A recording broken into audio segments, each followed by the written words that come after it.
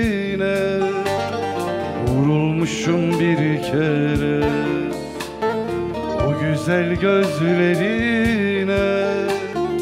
Bir sana tutsam, bir de İstanbul'a, dayanmıyor yüreğim, aklım firarda. Sevdan benden geçti, bu aşk beni açtı, yakıp yakıp da gitti.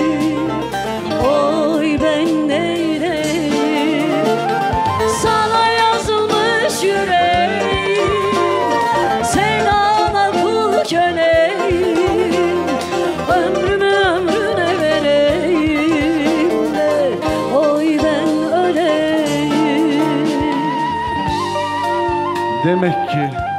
Demek ki aşk bitmiş, demek ki bu kadarmış.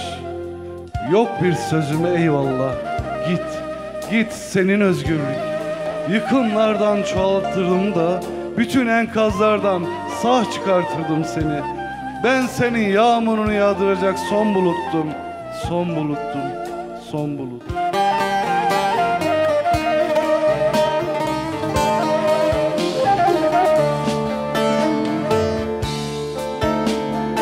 Tutuşmuşum yanmışım, kül olmuşum bu aşkla.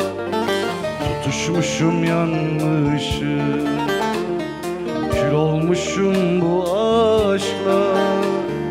Savurdun küllerimi, bu yangın yeri başka.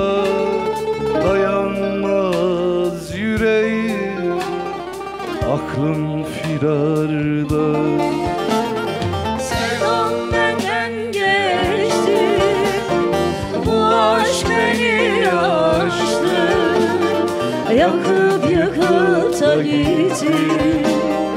Oy ben neyleyim, sana yazılmış yüreğim, sevdana kul köleyim, ömrümü ömrüne vereyim de oy ben öleyim. Sevdan benden geçti, bu aşk beni açtı, yakıp yakıp da gitti.